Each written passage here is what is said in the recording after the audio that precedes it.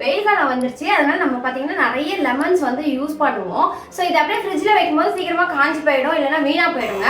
So அதுவும் இல்லாமல் இப்போ வெயில் காலம்னால லெமனோட ரேட்டுமே வந்து இன்க்ரீஸ் ஆகிடும். ஸோ இந்த லெமனை எப்படி ஃப்ரீஸ் பண்ணி 1 மந்த் வரைக்கும் நம்ம யூஸ் பண்ணலான்றது இந்த வீடியோவில் பார்க்கலாம். இந்த மாதிரி ஈஸியான யூஸ்ஃபுல் டிப்ஸுக்கெல்லாம் நம்ம சேனல் என்ன ஃபாலோ பண்ண மாதிரி தான் ஃபாலோ பண்ணிட்டு பாருங்க. ஸோ அதுக்கு வந்து பார்த்தீங்கன்னா லெமன் அப்படியே ஃப்ரிட்ஜில் வைக்காம இதை கட் பண்ணிட்டு இதோட ஜூஸை மட்டும் ஃபஸ்ட்டு புளிஞ்சு எடுத்துக்கலாம். இந்த ஜூஸ் மட்டும் தனியாக புளிஞ்சிக்கலாம். ஸோ அதுக்கப்புறம் இந்த ஐசிங் ட்ரேல வந்து நீங்கள் இந்த லெமனை ஜூஸ் ஊற்றி ஃப்ரீஸ் பண்ணிடுங்க. ஆல்ரெடி இதே மாதிரி நான் ஊற்றி ஃப்ரீஸ் பண்ணி வச்சுருக்கேன் க்யூப்ஸாக.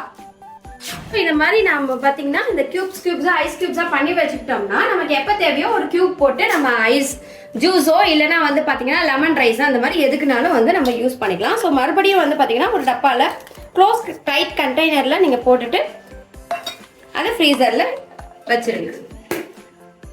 இந்த மாதிரி நம்ம பண்ணும்போது பார்த்தீங்கன்னா இந்த லெமனை 1 or 2 months வரைக்குமே நம்மளால வந்து யூஸ் பண்ணிக்க முடியுங்க. அது மாதிரி யூஸ் பண்ண இந்த தோலெல்லாம் தூக்கி போட்டுறாதீங்க. இதையும் மறுபடியும் நம்ம ரீயூஸ் பண்ணிக்கலாம். அது என்னன்னு தெரிஞ்சுக்கணும்னா டிப்ஸ்ன்னு கமெண்ட் பண்ணுங்க. இந்த ஈஸியான டிப்ஸை நீங்க ட்ரை பண்ணி பார்த்துட்டு உங்க ஃபேமிலி அண்ட் ஃப்ரெண்ட்ஸ்க்கும் ஷேர் பண்ணிடுங்க.